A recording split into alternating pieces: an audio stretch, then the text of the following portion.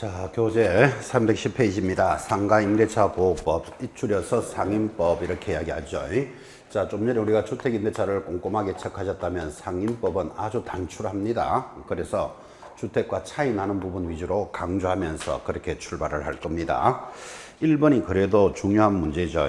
상임법에 대해서 틀리는 것을 찾으시오. 1번. 교회, 동창회, 종친회 등의 사무실에도 상임법이 적용된다. X예요. 자, 아까 주택은 살림만 살면 보호를 해준다면 상가는 영업만 한다고 보호해 주는 게 아니고 반드시 사업자 등록이 되어야 됩니다. 그래서 여러분 아시다시피 교회, 동창회, 종친회 이런 것들은 사업자 등록하지 않죠. 보호되지 않습니다. 1번부터 답이고 공부합시다. 법인에 대해서도 상임법이 적용된다. O예요. 주택은 아까 기본적으로 법인 안 된다 그랬잖아. 그죠? 그래서 주택과 차이점이 크게 들어옵니다. 법인 보호받을 수 있다. 3번. 임대차 목적물이 영업용과 비영업용으로 사용되는 경우 주된 부분을 영업용으로 사용하면 당연히 상임법도 적용해 준다. O. 4번도 중요합니다. 일시 사용을 위한 임대차가 명백한 경우에는 상임법이 적용되지 않습니다. 이 주택도 같은데 주택이 일시적으로 사는 주택 어떤 게 있죠? 민박집, 콘도 이런 것들은 보호되지 않습니다. 3박 4일 살림 사는 집 이런 거. 마찬가지 상가도 일시적인 건 보호되지 않습니다. 사업자 등록을 했더라도. 그러면 상가가 일시적인 점포 어떤 게 있었죠? 옆에 하나 적으십시오. 땡처리 점포 이런 거 있죠. 사장이 미쳤어요. 한 달간만 합니다. 이런 점포 사업자 등록했더라도 보호되지 않습니다. 일시 사용은 적용하지 않는다.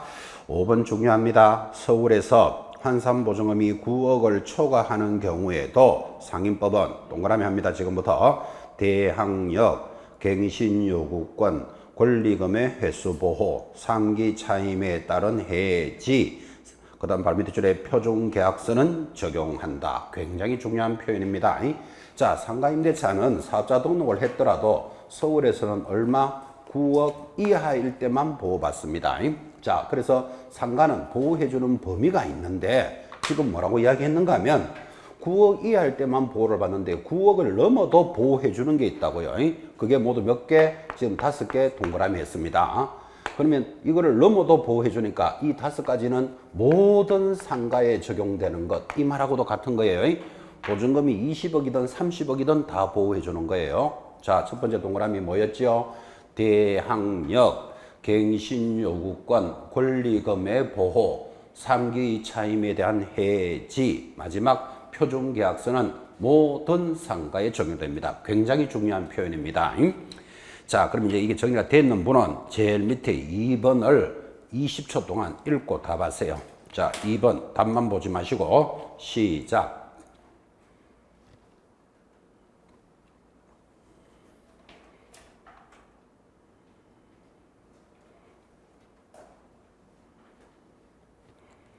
자, 2번.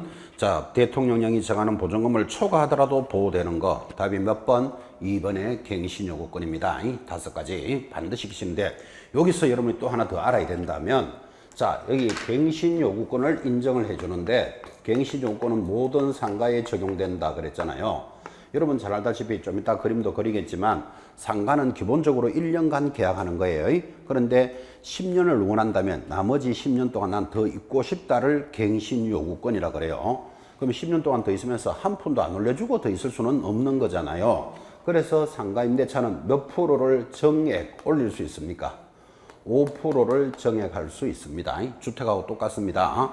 자, 근데 5%를 올릴 수 있는데 모든 상가에 적용될 때 갱신요구권은 5%가 적용되지 않습니다. 그러면 5%가 적용되지 않는다는 말은 무슨 말이다? 몇 프로를 하든지 간에 당사자들끼리 협의하면 된다 이 말이에요. 요거 하나를 조심하셔야 돼. 자, 다 정리해서 상가에 갱신요구권이 있습니다. 근데 9억 미만일 때도 갱신요구권이 있지만 9억을 넘어도 당연히 있는 거잖아요. 그러면 9억 미만일 때는 갱신을 요구할 때는 얼마?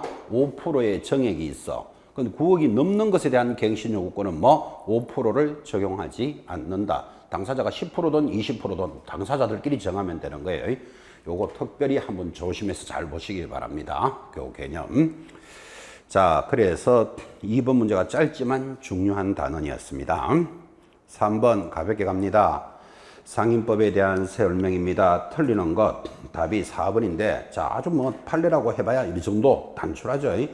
4번이 재미있습니다. 사업자 등록을 마친 상가 임차인이 폐업을 하였다가 다시 같은 상호 같은 등록번호로 사업자 등록을 하면 상가 임대차 보호법의 대항력과 우선 변제권은 그대로 존속된다. 그대로 존속 때문에 X예요. 자, 이건 왜 재밌는가 하면 여러분도 마찬가지입니다.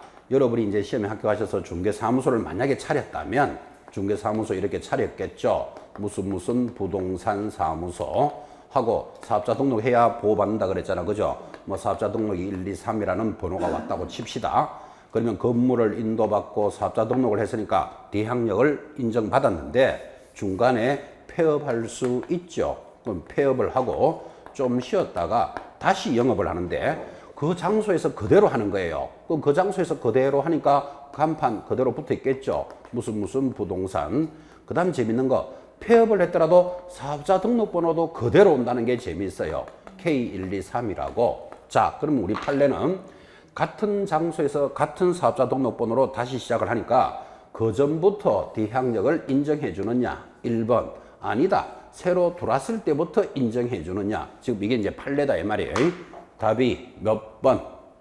2번.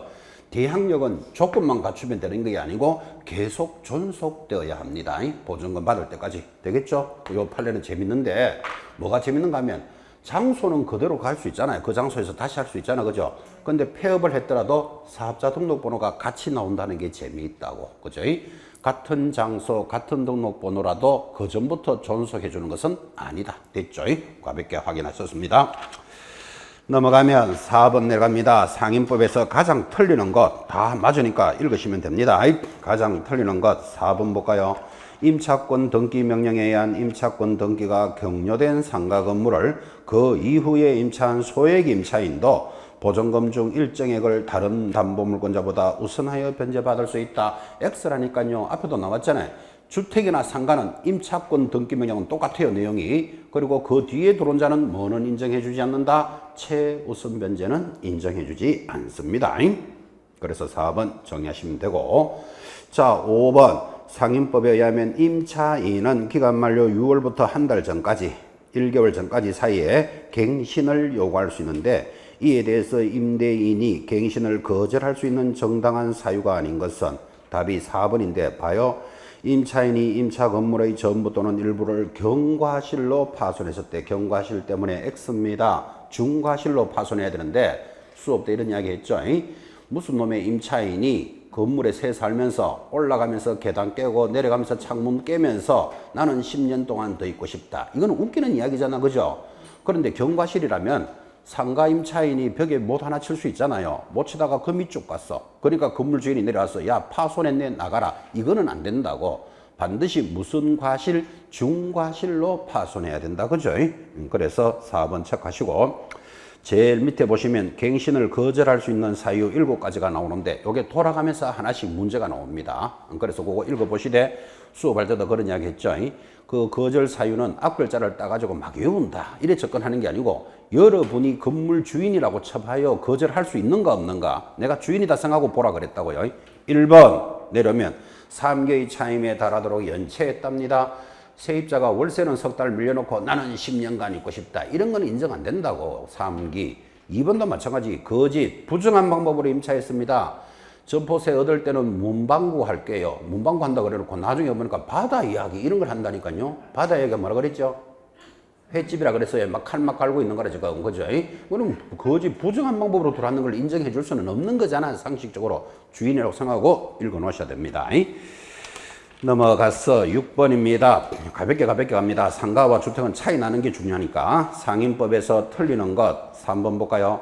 상가 건물 임대차는 등기가 없는 경우에도 상가 건물의 인도와 사업자 등록을 신청하면 즉시 제3자에게 대항력이 발생한다. 틀린 거 아시겠습니까? 대항력은 언제부터? 그 다음날 0시부터입니다. 자, 틀린 거 3번 체크해 주시고 똑같습니다. 같은 내용들이 전달되었고 자, 7번도 같은 문제입니다. 상인법에 대해서 틀리는 것 5번 볼까요? 임차인이 임차 건물에 대해서 보증금 반환 청구 소송의 확정 판결로 하는 걸 뭐라 그랬다? 강제경매고 집행권원이라 그랬잖아요. 집행권원에 기한 경매를 신청할 때는 반대 의무의 이행이나 이행의 제공을 집행개시의 요건으로 하지 않는다. 이게 법조문이에요. 그건 주택하고 상가가 똑같아요. 이 말이겠죠. 자, 주택이라고 치고 내가 이 아파트의 기간이 끝났으면 보증금 받고 이사 나가면 되는데 돈을 안 내줍니다. 그러면 경매를 신청할 때는 비껴주고 해야 됩니까? 안 비껴줘도 됩니까? 집행개시의 요건으로 하지 않는다. 안 비껴주고도 경매 신청할 수 있다. 그 말이에요. 자, 그런데 드디어 경매가 끝났어요. 그러면 이제 돈을 받기 위해서는 어떻게 해야 됩니까? 비껴주고 받아야 한다. 까지를 체크하라 그랬습니다. 자, 이제 8번 중요하죠. 상가가 주택과 다른 게 권리금의 보호입니다. 8번 별표 하나 찍어 놓으시고 틀리는 것을 찾아가는데, 자, 1번 권리금의 보호 규정은 보증금이나 대통령령이 정하는 금액을 초과하는 상가임대 차이도 적용된다. 동의하시겠습니까? 아까 모든 상가에 적용해 줍니다. 5. 2번 임차인의 차임 연체기 2기의 차임에 달할 때 임대인은 계약을 해지할 수 있다. X 몇 기? 3기. 그래서 2번이 답이고, 3번 임대인이 집주인이죠. 정당한 사유 없이 임차인이 주선할 신규 임차인이 되려는 자와 임대차 계약을 체결할 의사가 없음을 확정적으로 표시한 경우 임차인이 실제로 신규 임차인을 주선하지 않았더라도 임대인에게 권리금 회수 방해로 인한 손해배상을 청구할 수는 있다. 그럼 이게 이야기입니다. 상가에만 있는 이야기죠. 자, 이제 이게 주택이 아니고 상가라고 칩시다. 건물주인, 갑, 임대인, 어리, 임차인. 임차인이 이 점포를 얻어서 호프집을 한다고 칩시다. 자, 그러면 기본적으로 상가는 몇 년이다? 1년 동안 계약을 하는데 1년 만에 나가시오. 그래 버리면 임차인이 권리금, 시설비 이런 게 손실이 많다. 그죠? 그래서 이거를 보호해 주기 위해서 몇 년의 범위 내에서 2년, 3년, 4, 5, 6, 7, 8, 9, 10년의 범위 내에서 더 있고 싶다를 갱신 요구권이라는 게 도입이 되었다. 이 말이에요. 그때 권리금이 무엇입니까? 이렇게 물으면 이 갱신요건에서 권리금은 임차인 어리 한 몇 년 하다가 병에게 권리금을 받고 넘깁니다. 그때 이 병을 신규 임차인 이렇게 부릅니다. 자, 집주인, 임대인, 임차인 얼, 신규 임차인이 병인데 권리금은 얼과 병 사이에 일어나는 것. 요것을 뭐라고 부른다? 권리금 계약이란다. 그럼 권리금은 임차인과 신규 임차인 사이에 일어나는 거지 집주인하고는 전혀 관계없는 문제죠. 자, 그럼 이 두 사람이 거래를 해서 권리금을 받고 넘기려고 그러는데 갑이 방해하는 행위를 하여서는 아니 된다. 그건 당연하게 이해되죠. 자, 방해하는 행위를 하여서는 아니 되는데 방해할 수도 있어. 어떤 경우?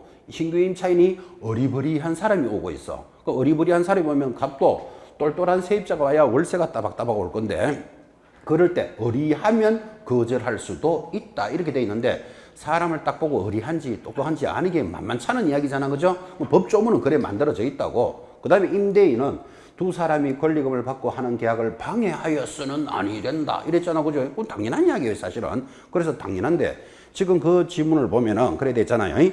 실제로 둘째 줄에 보면 임차인이 실제로 신규 임차인을 주선하지 않았더라도 임대인에게 권리금 회수 방해로 인한 손해배상을 청구할 수 있다라는 말은 임대인이 정상하게 들어오는 사람에게 야 그거 하고 거절 계약 못한다 이러면 방해를 요구하는 거다 이렇게 본다는 뜻이에요. 여러분 항상 권리금 계약할 때 누구한테 허락받아야 된다? 갑한테 건물 주인의 허락을 받고 넘기지 무단으로 하면 아까 안 된다고 보셨잖아요. 지금 그죠? 갱신요건이. 4번도 임대인은 집주인이죠. 건물주인은 임대차 기간이 끝나기 6월부터 임대차 종료 시까지 상인법에서 정하는 방해 행위를 함으로써 임차인이 권리금을 지급받는 것을 방해하여서는 아니 된다. 그건 당연한 말이지.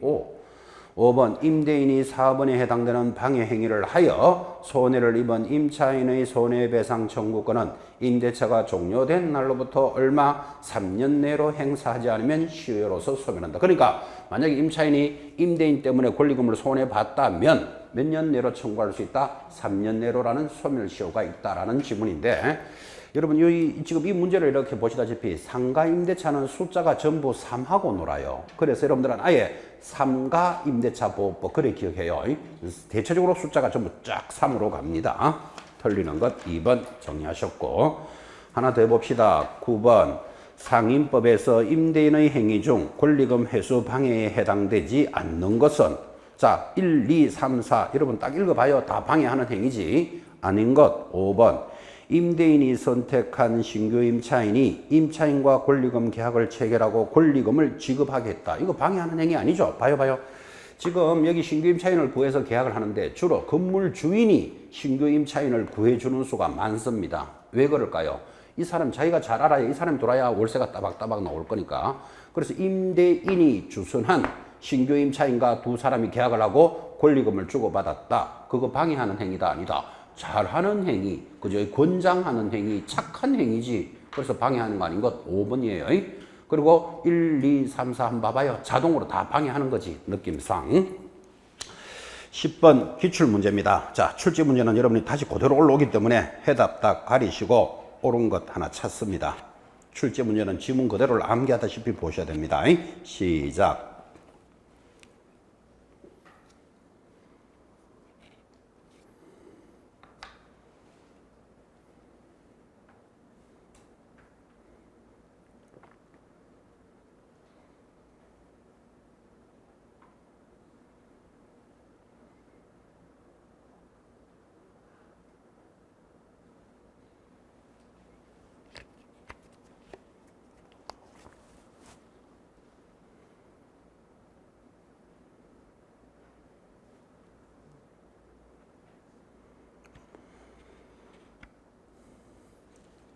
자, 옳은 것을 찾으랍니다. 답은 5번. 임대인의 동의를 받고 전대차 계약을 체결한 전차인은 임차인의 갱신요구권 행사 기간 이내 시험에 잘 들어오죠. 임차인을 대위하여 거기 대위에 동그라미 해놓고 임대인에게 갱신요구를 행사할 수 있다. 맞다. 이게 법조문입니다.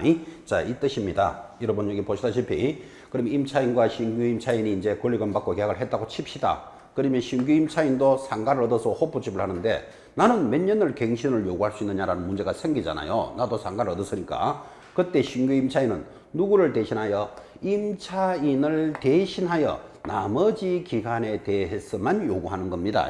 이렇게 안 해놓으면 신규 임차인이 나도 상가 얻었잖아. 나도 10년 요구하겠다. 뒤에 오는 사람 나도 10년 하겠다. 그럼 점포 세아번 주고 몇십 년 동안 자기들끼리 막 계약이 일어난다고. 그래서 반드시 신규 임차인은 누구? 임차인을 대위하여 나머지 기간에 대해서만 요구할 수 있다. 그게 법조문이고 5번이 정답이라면 자 1번 상가 건물의 임대차를 등기하면 그 다음 날부터 사업자의 효력이 생긴다. X줄 아시겠죠?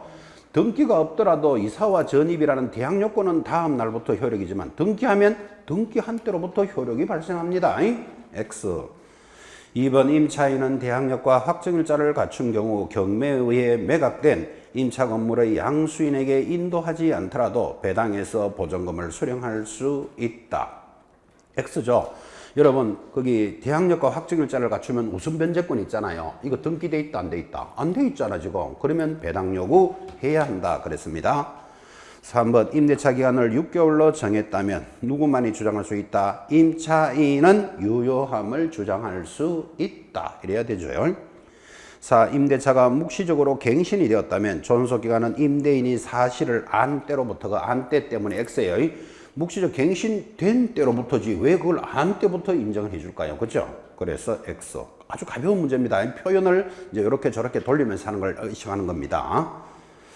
11번도 기출문제입니다. 상임법에 대해서 역시 틀리는 것은 이것도 법조문입니다.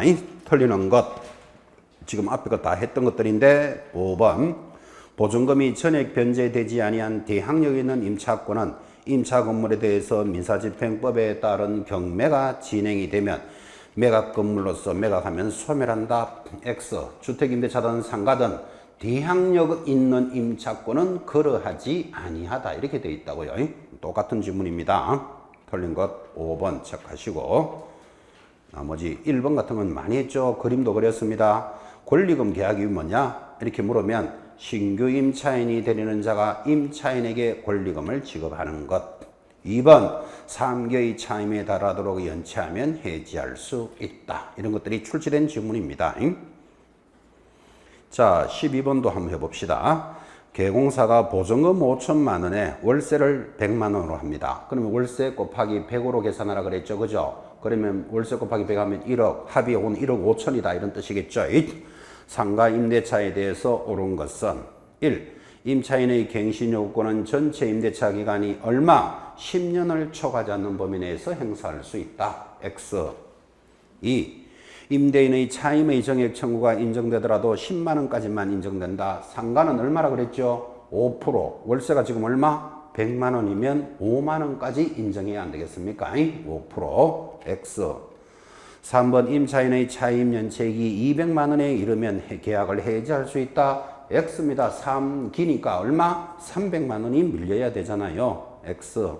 4. 상가 건물이 서울에 있다면 그 건물의 경매시 임차인은 2,200만 원을 다른 담보권자보다 우선하여 변제. 다른 담보 물권자보다 받는 걸 최우선 변제라 그래요. 지금 1억 5천에 있으면 최우선에 해당 사항이 없어요. 이거 어떻게 다 기억합니까? 에이, 여러분, 거기 오른쪽 해설 한번 봐봐요. 319페이지 제일 상단에 동그라미 4번.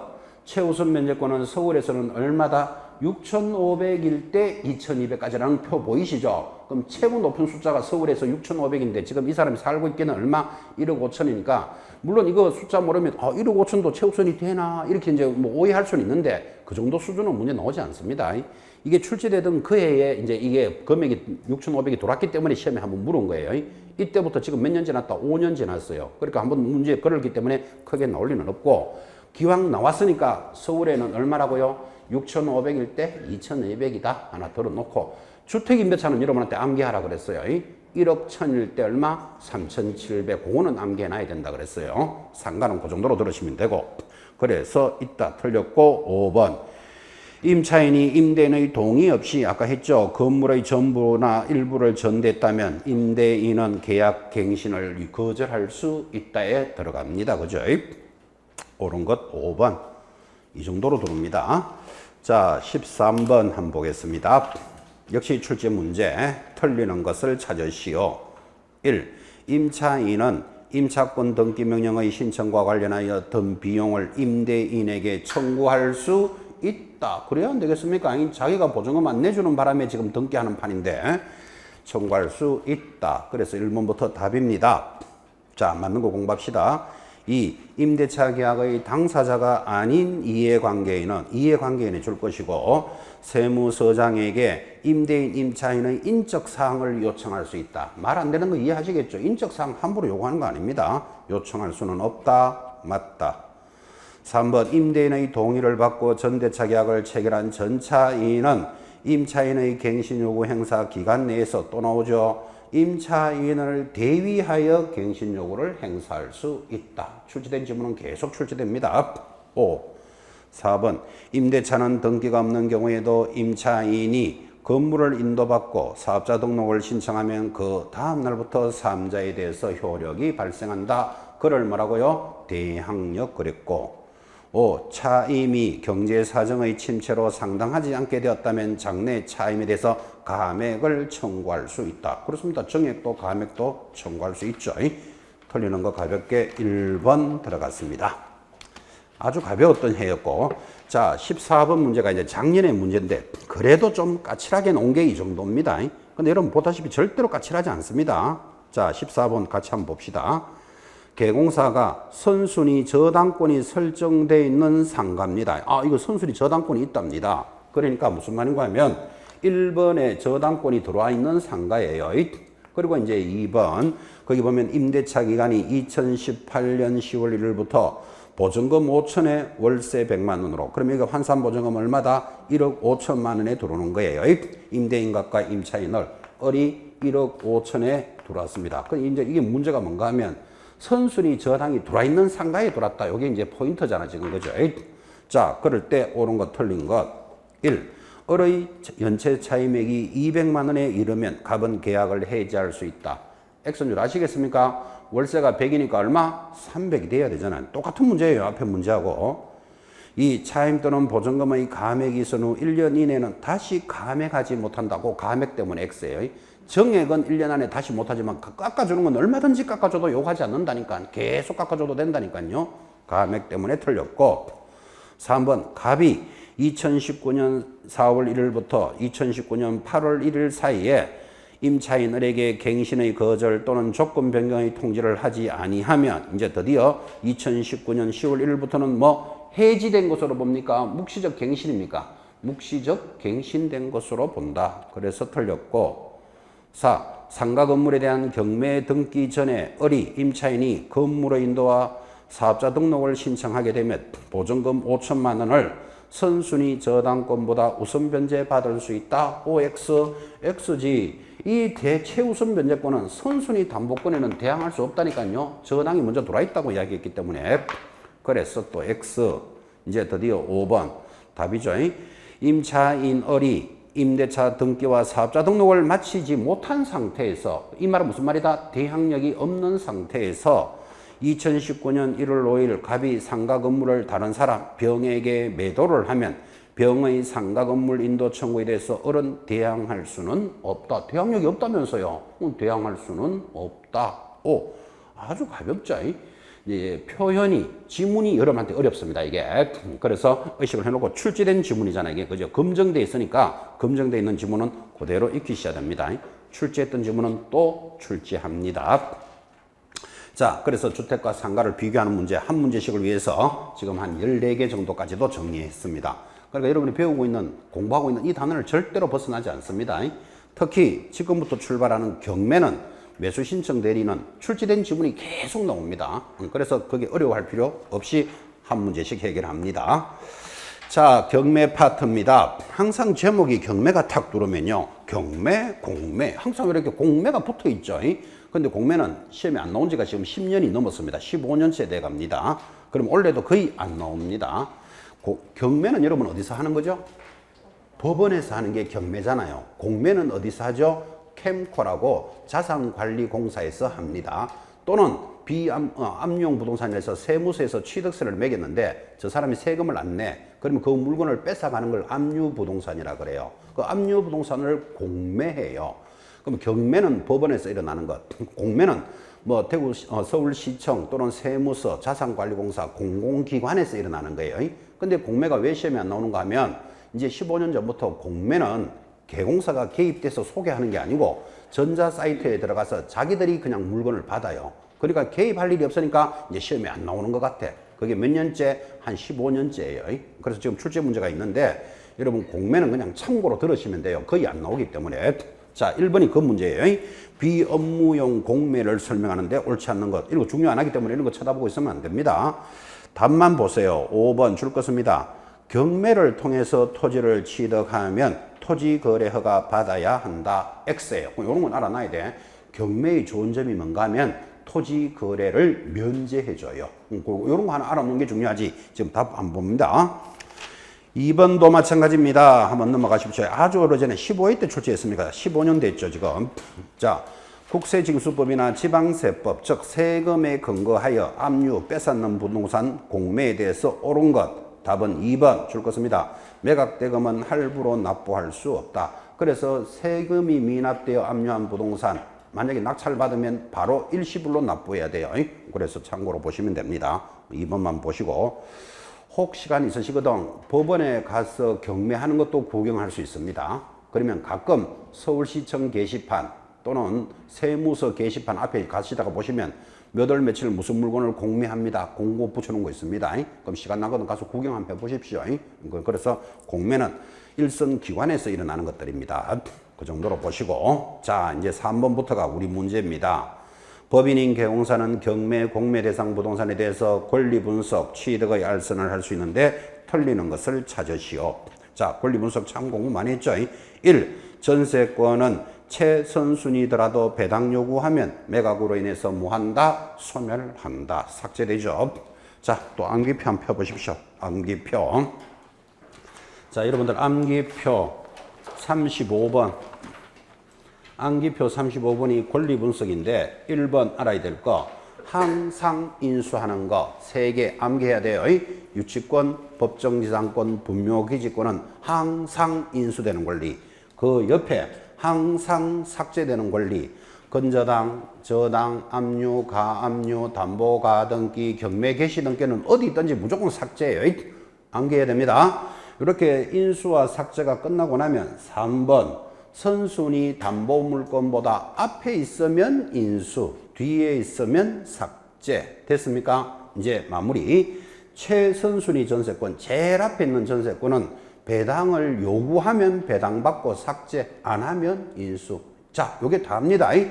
이 권리 분석은 암기가 돼 있어야 됩니다. 자, 그럼 그거 봤으니까 다시 3번 문제로 돌아왔어. 자, 1번 전세권은 최선순위라도 전세권이 제일 앞에 있답니다. 배당 요구하면 매각으로 소멸한다. 5. 2번 담보가등기가 지금 암기했죠. 최선순위 저당권보다 앞에 설정되었다면 낙찰되더라도 말소되지 않는다. 담보가등기 항상 삭제되는 권리에 들어가 있잖아 지금. 그죠? 틀린 게 답이 2번이에요.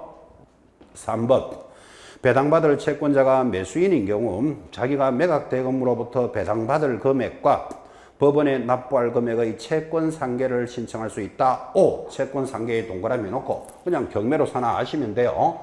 봐요. 이 물건이 경매 나왔다고 칩시다. 그러면 여기에 1번 저당권이 뭐 국민은행에 1억 설정돼 있고 2번 저당권이 또 마을금고에도 1억이 설정돼 있고 3번 뭐 임차권이라는 등기도 있다고 칩시다. 자, 그럼 이렇게 이제 권리들이 형성이 돼 있는데 여기 마을금고에서 이 사람이 돈을 안 갚아주니까 경매를 신청합니다. 그래서 마을금고는 채권자죠. 돈 받을 사람. 채권자가 경매를 신청해서 자기가 낙찰을 받을 수도 있다 없다? 있지 당연히. 그래서 이거를 5억에 낙찰을 받았다면 5억이라는 대금을 납부해야 되는데 어차피 자기가 받을 돈도 1억이 있잖아. 그죠? 상계해서 4억만 납부해도 된다. 그 말이에요. 되죠? 문제없죠? 채권 상계가 가능하다. 5. 4번 매수인이 경매부동산의 소유권을 취득하는 시기는 아주 중요한 말이죠. 대금을 완납한 때. 그래서 경매는 대금이 완납되면 경매는 다 끝났어요. 근데 이거를 등기한 때라고 자꾸 시험에 나온다고. 완납한 때이다. 5. 자, 5번도 권리 분석이죠. 가처분 등기가 최선순위 저당권보다 앞에 설정되어 있다면 낙찰되더라도 말소되지 않는다. 앞에 있으면 뭐 인수한다. 그 말이잖아. 그죠? 틀린 것 2번입니다. 자, 4번 문제도 한번 봅시다. 경매에 대해서 틀리는 것. 1. 매수인은 대금 지급 기한이 경과되지 않더라도 대금을 완납한 때 경매부동산의 소유권을 취득한다. 그 중요한 말이다. 그죠? 5. 2번 경매 개시 결정을 한 부동산에 대해서 다른 강제 경매의 신청이 있으면 법원은 뒤의 경매 신청을 각하해야 된다. X예요. 각하하는 게 아니고 그대로 진행한다 그랬잖아 지금. 그죠? 이 말 했잖아요. 자, 여기 1번 저당권자 마을금고에서 경매 신청했습니다. 그 1차 경매 신청했는데 국민은행도 나도 돈 안 주니까 신경질 났다. 나도 경매 신청 된다 안 된다? 된다고. 그래서 이거 2차 경매 신청이에요. 그럼 2차를 각하시키는 거 아니고 계속 경매 진행하는 거예요. 근데 앞에 낙찰대가 끝나면 끝나는 거고 안 되면 다시 2차로 들어가는 거예요. 그래서 각하한다 때문에 X입니다. 답이고 3번 집행권원이란 말했죠. 집행권은 두째 줄 끝에 공적인 문서를 집행권원이라고. 그 집행권원에는 4번 확정된 이행 판결, 확정된 지급 명령, 확정 판결과 동일한 효력이 있는 조서 읽었지만 이거 개인이 만드는 거다. 법원에서 나오는 거다. 다 법원에서 나오는 판결문이 집행권원이에요. 그렇게 경매가 진행이 됩니다. 틀리는 것 2번 체크하셨고. 자, 5번 문제는 짧지만 이런 문제입니다. 여러분 주목해 봅니다. 이게 아파트라고 칩시다. 여러분이 이 괜찮은 아파트가 경매 나왔으면 여러분들은 이 물건을 매수 신청, 경매 받을 자격이 있다 없다? 여러분 자격 있습니다. 왜? 자연인들이기 때문에. 경매 받을 수 있습니까? 하니까 어떤 분이 못 받는데 왜? 하니까 누가 돈 있느냐 물었나 지금. 그죠? 자격이 있나 물었지. 다시. 이게 63빌딩이라고 칩시다. 63빌딩에 경매 나왔습니다. 여러분 받을 자격이 있다 없다?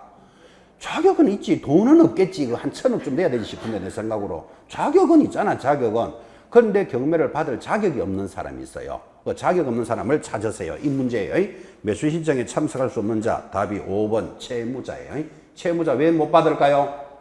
자기 때문에 경매하잖아. 자기가 돈 안 갚아서 경매 진행되는데 자기가 그 물건 낙찰받아서 될 문제가 아니잖아. 그죠? 뭐 채무자는 딱 빼면 나머지 다 되는 거예요. 채권자 되고 담보권자 되고 여러분도 되고 엉띠엔도 되고 엉띠엔 누구라 그랬죠?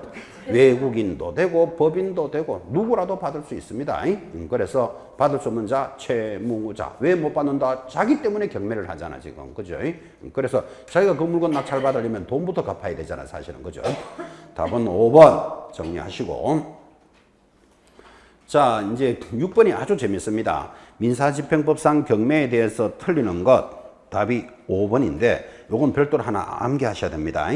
배당 순서에서 가압류를 하고 저당이 설정되면, 그리고 가압류가 먼저다, 이 말이죠. 가압류가 선순위이므로 가압류권자로부터 흡수 배당한다 하면 X예요. 옆에다가 동순위, 이렇게 적어 놓으셔야 돼요. 아주 독특합니다. 그래서 요건 하나 특별히 기억을 해 보는데, 1번에 저당권이 들어와 있습니다. 물건입니다. 2번에 가압류라는 채권이 들어와 있습니다. 자, 이 물건이 5억에 낙찰이 되었다면 이 5억이라는 돈을 가지고 배당을 해주는데 여기 이렇게 돼 있으면 누구한테 제일 먼저 해줄까요? 당연히 1번 저당권한테 먼저 해주겠지. 번호가 1번인데다가 물건이잖아. 그죠? 그리고 남은 돈이 생기면 이제 2번 배당해주면 되겠죠. 그럼 이거는 절대로 헷갈릴 일 없는데 여기에 거꾸로 돼 있어요. 지금 가압류가 먼저 들어와 있다 그랬잖아. 지금 문제에서. 가압류 후에 2번 저당권이 들어왔대요. 자, 그럼 이 물건이 낙찰이 되면 누구를 배당해 주느냐 하니까 채권과 물건이 충돌하면 물건이 우선인데 여기 가압류라는 채권이 가짜로 압류가 돼 있어. 그럼 이 말은 확정이 안 돼 있다 이 말이에요. 확정이 안 됐으니까 이걸 어떻게 만져야 되는데라는 문제가 생기더라고. 그래서 할 수 없다. 이런 경우에는 동순이다. 같은 순위로 하겠다. 이건 별도로 하나 기억해 놓으셔야 된다고요. 가압류가 저당보다 앞에 있으면 두 개는 뭐다? 동순위. 그리고 아주 독특하니까 그냥 하나만 기억하면 돼요. 나머지는 신경 쓸 필요 없어요. 순서대로 나가면 되니까. 그죠? 동순입니다. 그래서 실제 현장에서는 이렇게 일어납니다.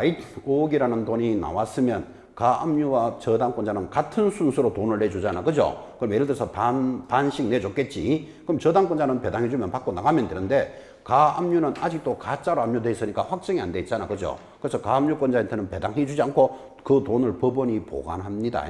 그래서 가압류가 뭐가 되면 확정이 되면 지급해줍니다. 실전에서는 그렇게 일어납니다. 자, 어쨌든 간에 가압류가 앞에 있으면 동순위 같은 순서입니다. 별도로만 기억하시면 되고. 7번 역시 경매 절차입니다. 그 답은 1번인데 1번 찍어놓고 1번대로 그렇게 눈대 한번 읽으시면 돼요. 이게 경매의 절차 밑에 표도 있습니다. 1번대로 한번 읽어보시면 되고. 자, 넘어가면 8번이 또 이제 오래전에 나왔지만 한번 올 때가 돼 갑니다. 개공사가 주택임대차에서 임차 목적물의 경매 시 배당 순서에 대해서 올바르게 나열한 것. 이게 한 2번쯤 들어오는데 이게 굉장히 복잡합니다. 그래서 여러분들 그 8번 밑에 보면 배당 순서, 0순위, 1순위 뭐 이런 게 보이죠. 그죠? 그 많은 것들을 이제 문제에 내는데 만약에 문제를 내더라도 찾아가는 길이 있습니다. 역시 또 암기표에 들어가 있습니다. 여러분 암기표 33번 꺼내 놓습니다. 33번 찾았습니까? 거기 배당 순위라고 되어 있죠. 거기에 첫 번째 줄에 뭐라고? 0순위 찾았습니까? 0순위가 무슨 뜻이죠? 0순위는 순서도 없다 이 말이에요. 그 순서도 없이 제일 먼저 배당해 주는 게 뭐다? 경매 비용, 필요비, 유익비 제일 먼저 나가요. 이건 이렇게 설명합니다. 자, 이 물건이 경매 나왔는데 지붕이 고장 났다고 칩시다. 그럼 한여름에 비가 막 쏟아지고 이 햇빛 쬐이면 이 물건이 다 썩겠죠. 근데 이 물건을 낙찰 받고 싶은 사람이 지붕을 수리했어요. 그러면 이제 예를 들어서 수리비가 뭐 한 300만 원 나왔다 칩시다. 그러면 이 물건이 5억에 낙찰되면 이 수리비부터 제일 먼저 배당해 준다고. 왜 그럼 이게 없었으면 경매가 진행이 안 되는 거잖아. 그죠? 그래서 순서도 없이 배당해 주는 0순위 뭐다? 경매 비용, 필요비, 유익비예요. 암기표 보고 있죠? 두 번째 1순위. 그 1순위가 두 번째 순서잖아요. 1순위는 오늘 배웠지만 최우선 변제권. 누구보다도 먼저 해줍니다. 주택상가. 거기다가 근로기준법에서 3개월치 임금퇴직금도 최우선 순위로 들어가. 이건 근로기준법에서 정해놨어요. 여러분 이 말입니다. 이게 공장 사장님 집이라고 칩시다. 그럼 공장이 부도났으면 이제 직원들이 10달치 월급을 못 받은 사람이 있겠죠. 그럼 10개월치 중에 석 달치는 최우선 변제해 준다고. 그럼 나머지 7달치는 뒤편에서 배당받아요. 그러니까 최우선 변제하고 그 3개월 징금, 퇴직금 같은 순서. 그 다음에 이제 2순위. 여러분 이 집이 경매 처분되면 재산세, 종합부동산세 좀 밀렸겠다. 밀릴 가능성이 많죠. 국가가 어떤 놈인데 가만히 있겠어요. 세금 다 받아가요. 경매하고 나면 당해세. 그죠? 그 다음에 이제 네 번째가 이제 거기는 3순위죠. 네 번째가 우리가 알고 있는 1번 저당권자, 2번 저당권자 이제 배당 나가는 거예요. 순서대로. 그래서 여러분들이 이건 알아야 되죠. 이 물건이 경매가 되면 여기 1번, 2번, 3번이 있으니까 1번이 제일 먼저 받는다. 그러면 틀려요. 지금 선배당하는 게 있었잖아. 뭐가 있었습니까? 비용 제일 먼저 나가고 최우선 변제 나가고 세금 다 받아가고 그 다음에 1순위, 2순위, 3순위 이제 순서대로 가는 거예요. 그리고는 돈 제일 마지막 배당이 뭐다? 일반 채권. 요렇게만 기억하시면 이 배당 문제가 어떻게 나와도 여러분은 해결을 합니다. 되겠죠? 그리고 표에 있는 것 정도는 암기를 해야 된다 이 말이에요 지금. 자 이제 표 보지 말고 주목합니다. 경매가 끝나면 제일 먼저 배당해 주는 거 뭐? 비용. 두 번째 최우선 변제. 그죠? 세 번째 국가가 어떤 놈인데 세금 다 받아가요. 그 다음 네 번째부터 이제 1순위, 2순위 우리가 알고 있는 순서대로 돈 마지막 배당 뭐다? 일반 채권. 그 정도만 기억하시면 돼. 이제 8번 문제 한번 봐봐요. 자 그러면 올바르게 나열된 것 박스 안에 보니까 그 중에서 제일 끝에 가야 될 놈이 누구? 일반 채권. 그 제일 끝에 기억이 붙어야 될 거고 그 다음에 남아있는 거 니언, 디거, 리얼 중에 제일 먼저 나가는 거 경매 비용. 그 니언부터 출발해야 되는 거예요. 그 다음에 남아있는 게 소액보증금, 건강보험료인데 뭐가 들어가겠습니까? 소액보험. 그래서 니언, 디거, 리얼, 기억. 답은 2번이다. 이렇게 가는 거예요. 요거보다도 좀 더 많이 나온 문제도 있는데 절대로 놓치지 않습니다. 우리 암기표 정도만 익히시면 됩니다. 그 정도로 정리하시고. 자, 9번은 또 출제 문제니까 또 여러분이 한번 풀어야 됩니다. 해답도 넘어갔으니까 멋지다. 자, 해답 보지 마시고 1분 동안 옳은 것을 찾으시오. 출제된 집은 작년의 문제입니다.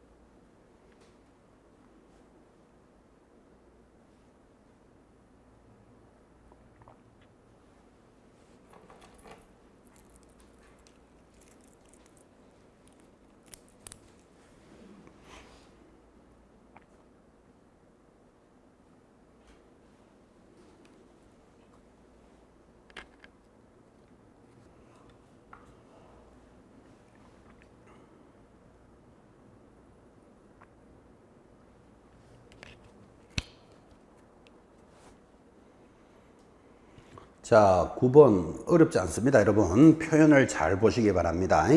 X 부동산에 대해서 담보권 실행을 위한 경매가 시작되었고 최저 매각 가격을 1억으로 정하였다. 그때 기일 입찰로 진행되는 경매에 대해서 옳은 것. 자, 여러분 최저 매각 가격이 1억이면 경매를 할 때는 그것의 10%가 보증금이다. 요거 알아야 되죠. 그죠?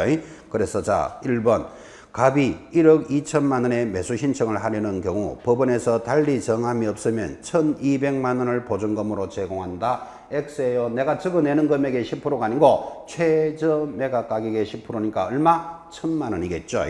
X. 그런데 2번 최고가 매수 신고를 한 사람이 2명이라면 법원은 그 2명뿐 아니라 모든 사람에게 다시 입찰한다. X예요. 2명만 하는 거예요. 주목해 봅니다. 여러분 이게 아파트가 경매가 나왔는데 10명이 신청해서 적어냈습니다. 근데 동률을 제일 높은 사람이 동점인 경우가 있을까요? 없을까요? 있을 수 있겠죠. 근데 잘 발생 안 합니다. 왜 그런가 하면요. 보통 경매를 받으러 다니는 사람들은 촉이라는 게 있어요. 촉. 그죠? 1억 2천이라고 안 적어내요. 우리가 수업할 때는 1억 2천이 최고가입니다. 이러지만 1억 2,999만 원 요래 적어낸다고. 또 어떤 사람은 밤에 자다가 7자가 눈에 보였던 모양이지. 그러면 1억 2천을 적어내더라도 1억 2천 7만 원 끝다리를 꼭 붙입니다. 뭐 때문에? 촉 때문에 촉. 그럼 몇만 원에 왔다 갔다 할 수도 있거든. 그래서 동점은 거의 안 나온다고. 1억 2천, 1억 2천 딱 적어내는 사람은 없다고요. 그래서 경매법정에서 동률은 잘 안 생기는데 제가 옛날에 교육할 때 뒤에서 한번 구경을 하는데 동률이 발생했어요. 그러니까 그 진행하는 집행관이 놀라가지고 아이고 동률이 나왔습니다. 이러면서 동률이 나오면 동률된 사람 두 사람이 나오세요. 해가지고 다시 이쪽에서 새로 적어내세요. 그런다고. 그래서 동률이 되면 두 사람에게만 다시 적어내는 거예요. 그 다음에 다시 적어낼 때는 아까 1억 2천에 만약에 동률이었다면 그 이하 가격으로 쓸 수는 없다. 그건 상식이잖아. 그죠? 그래서 우리가 뒤에서 구경하면서 야, 참 귀한 구경을 합니다. 동률이 됐으니까 한 분은 남학생, 한 분은 아줌마, 여학생이었어요. 그래서 이쪽에서 다시 적어냈어요. 이러니까 누가 이길까? 우리 이제 뒤에서 궁금한 거라 이게. 그죠? 그런데 누가 이겼을까요? 여학생이 일방적으로 이겼어요. 1억 2천에 동점이면 이제 남학생은 얼마 적어내는가 하면 1억 2천 50만 원. 이제 50만 원 더 적어내는 거예요. 여기는 얼마? 1억 8천 적어내요. 확 찔러버려요. 그래서 게임이 안 돼, 게임이. 그래서 우리 뒤에서 이야기하기를 역시 지르는 거는 누가 잘 지른다? 여자다. 이런 이야기 했었어요. 실제 그래요, 실제. 원래 작은 데서 약하는데 지를 때는 누가 확실하게 지른다? 여자들이 확실히 지릅니다. 그래서 부동산도 여자들이 큰 손이 많은 거예요, 그게. 질러야 뭐가 수가 나는 거예요. 뭐 죽든지 살든지 무슨 수가 나는 거라고요. 그래, 보통 1억 2천이 동률이면 우리 생각으로는 1억 2천100, 1억 2천 150 정도 더 적을 거겠죠. 1억 3천 딱 적어내버린다니까요. 야, 그때 그래서 역시 지르는 건 여자다. 우리 그때 그랬었어요. 자, 그럼 여러분들 다시 수업하는 거. 동률이 되면 그 두 사람만 새로 입찰합니다. 그런데 또 동률이 되면 어떡할까요? 적어냈는 게.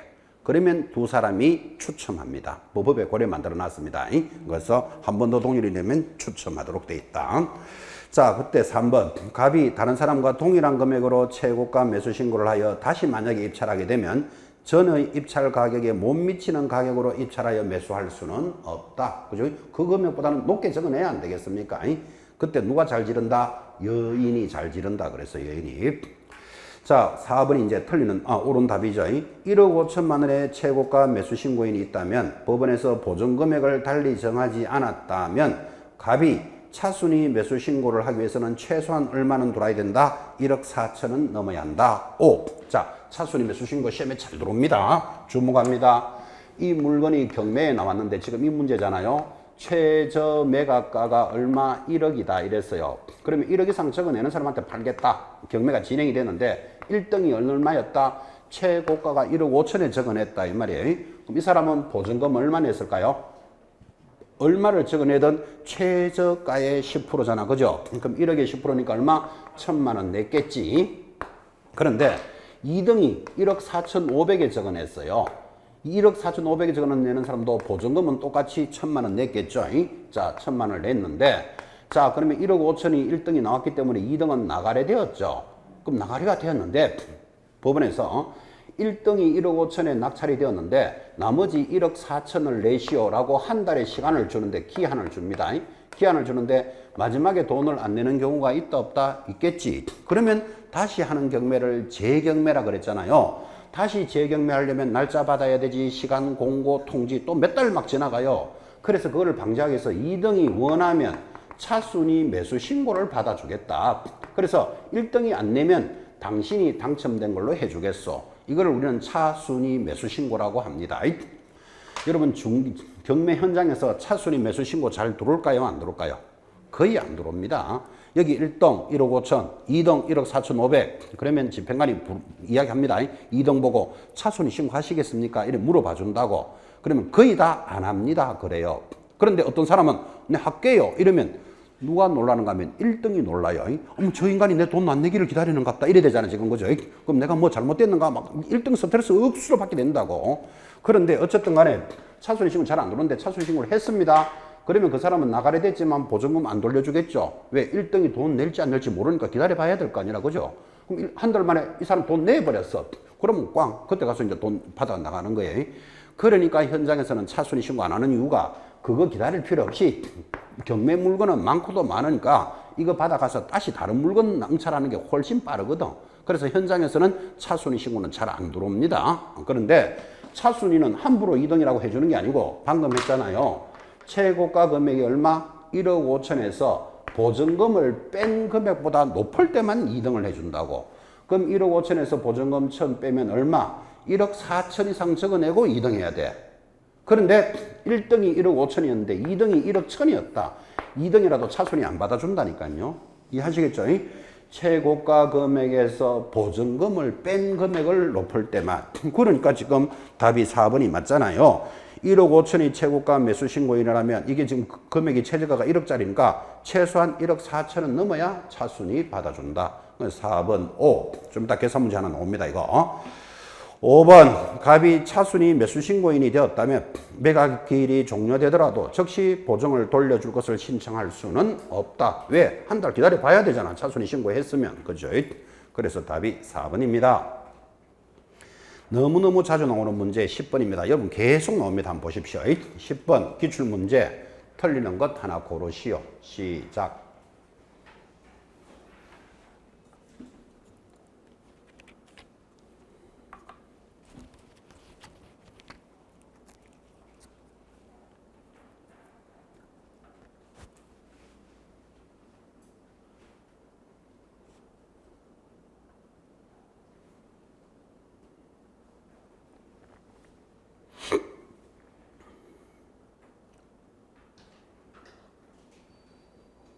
찾았습니까? 답은 몇 번? 아주 가볍죠. 4번 기일 입찰에서 매수 신청 보증 금액은 뭐라고요? 최저 매각 가격의 10%지 매수 자기 사는 가격의 10%가 아니죠. 표현을 이렇게 합니다. 자, 틀리는 거 4번 답으로 찾았고 5번 한번 봐요. 매각 허가 결정에 대해서 항고를 하고자 하는 사람은 항고라는 게 이거예요. 저 사람 1등으로 낙찰이 되는데 보니까 부정한 방법으로 위반한 방법으로 1등을 했어. 그럼 내가 이의를 제기하는 것을 뭐라 부른다? 항고할 수 있다. 근데 항고를 지나게나 다 하니까 자꾸 권리가 늘어지더라고요. 그래서 지금부터는 항고를 할 때는 공탁금을 공탁하는데 공탁금이 얼마다? 매각대금의 10분의 1. 그래서 낙찰대금의 10분의 1이라는 요 금액을 잘 보라고 강조합니다. 그래서 경매에 있어서는 이제 대금이 두 개입니다. 주목합니다. 주목. 우리가 이 물건을 낙찰 받으러 갈 때 보증금 내야 됩니다. 보증금은 얼마? 최저 매각 가격의 10%. 요거 하나 있고, 그럼 이것이 낙찰이 됐는데 부정한 방법으로 낙찰이 되었어. 그럼 내가 항고를 하고자 할 때는 공탁금을 얼마 걸어야 된다? 매각 대금의 10%. 팔린 가격의 10%입니다. 되겠죠? 그거 하나를 구분해 보는 시간입니다. 두 개밖에 없습니다. 자, 넘어가서 11번 또 권리 분석인데 계속 갑니다. 기출문제죠. 틀리는 것은 1번 담보 목적이 아닌 최선순위 소유권 이전 청구 보증 가등기는 소멸하지 않는다. 오, 이거 뭐 보면 아는가 하면 담보 물건보다 앞에 있으면 인수 이거예요. 아, 청구 보증 가등기는 인수하는가 이렇게 공부하는 거 아니라고. 선순위 담보 물건보다 앞에 있으면 뭐 인수 소멸하지 않습니다. 오. 2번 매각 부동산 위의 저당권과 담보 가등기는 무조건 소멸한다. 5. 아까 암기했죠. 3번 임차 건물이 매각이 되더라도 보증금이 전액 변제되지 아니한 뒤항력 있는 임차권은 소멸하지 않는다. 이거 법조문입니다. 5. 4. 최선순위 전세권으로서 가압류 채권에 대항할 수 있다면 이 말은 제일 앞에 있다면 이 말이잖아요. 이게 그죠? 있다면 전세권자가 배당 요구하더라도 전세권은 인수된다. X 배당 요구하면 배당받고 삭제입니다. 답이 4번. 5. 압류 효력이 발생한 후 경매 목적물의 점유를 취득한 유치권자는 매수인에게 대항할 수 없다. 맞다. 여러분 유치권은 무조건 인수하는 권리였죠. 근데 경매가 압류가 효력이 발생했다는 말은 경매가 진행되고 있다 이 뜻이에요. 경매가 진행 중인데 유치권자가 딱 들어와가지고 나 인수돼야 된다. 그러면 경매 질서가 엉망이 돼버리잖아. 갑자기 없어졌던 거지만 들어오기 때문에. 그래서 압류 효력이 발생한 후에는 유치권은 뭐 한다? 소멸합니다. 인수하지 않습니다. 그래야지 합리적이잖아요. 경매가 질서가 있어야 되니까. 자, 그래서 틀리는 것 4번. 12번도 출제 문제입니다. 같은 문제가 계속 반복된다는 걸 여러분한테 일러줍니다. 12번 50초 동안 틀리는 것 찾으시오.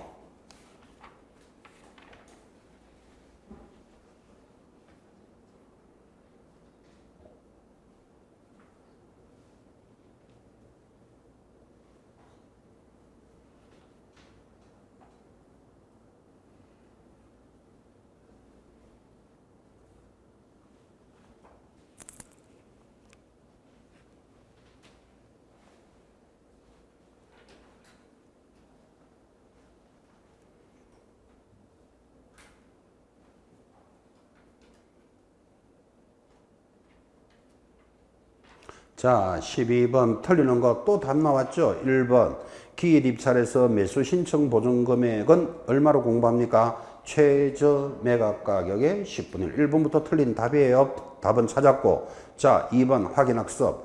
차순위 매수 신고는 그 신고액이 최고가 매수 신고액에서 보증금을 뺀 금액을 넘을 때만 할 수 있다. 계속 나오는 편이죠. 그죠? 하단에 것도 정리하시고. 자, 13번 갑니다. 또 출제 문제라서 경매에 대해서 옳은 것은 또 나옵니다. 봐요. 1번 기일 입찰에서 매수 신청으로 보증은 매수 가격의 10분의 1이 아니고 뭐라고요? 최저 매각 가격의 10분의 1. 그래서 틀렸고. 2번 매각 허가 결정이 확정되면 법원은 대금 지급 기일을 정하여 그 기일 때문에 X입니다. 기한을 정합니다. 글자 하나에 핑핑 날아다니죠. 봐요.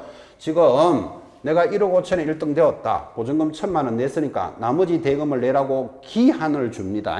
기일이 아닙니다. 이게. 그래서 그 기한 그거 하나 체크하시면 되고.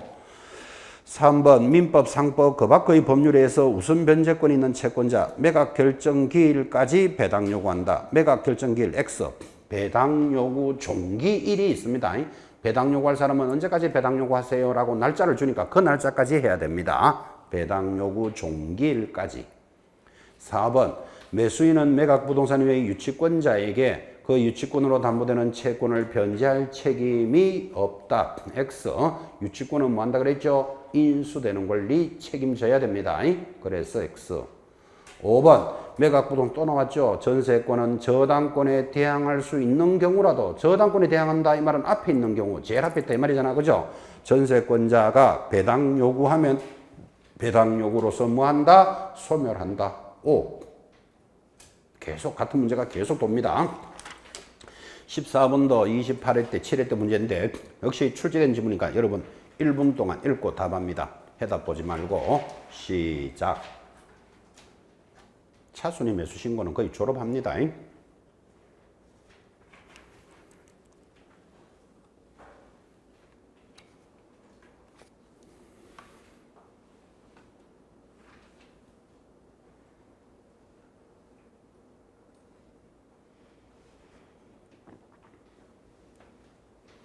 자, 2억 3천 보입니까, 여러분?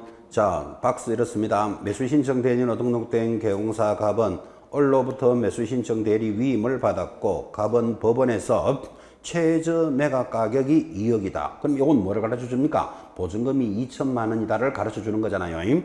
자, 2억 원인 부동산 입찰에서 참여하였다가 최고가 매수인의 신고액이 2억 5천만 원이었다면 차순위를 하고 싶으면 얼마나 돼야 됩니까? 최고가 금액에서 보증금을 뺀 금액보다는 높아야 돼. 그럼 2억 5천이니까 2천만 원 빼면 얼마? 2억 3천 이상 하고 2등 해야 된다. 그런 뜻이죠. 출제된 지문에서 답은 5번. 자, 마무리 15번 문제입니다. 경매에 대해서 옳은 것. 기억 또 나옵니다. 차순위 매수 신고는 그 신고액이 최고가 매수 신고액에서 보증금을 뺀 금액을 넘을 때만 할 수 있다. 넘지 않을 때만 이래 나오잖아 지금. 그죠? X. 2.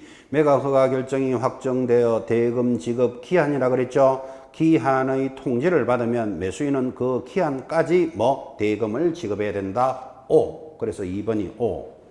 디귿. 매수인은 낙찰받은 사람은 매각 대금을 다 낸 후 소유권 이전 등기를 촉탁한 때 권리를 취득한다. X라니까요. 대금만 납부하면 권리를 취득합니다. X. 리얼.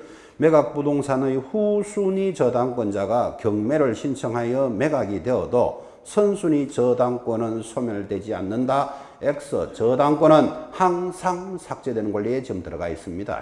아주 가볍죠. 그죠? 경매는 용어가 여러분들이 좀 생소하죠. 그죠? 그래서 출제 문제 위주로 체크해 놓으셔야 됩니다. 출제됐던 지문이 계속 나오고 있었습니다. 10분 쉬었다가 매수 신청 전자계약해서 마무리할 겁니다.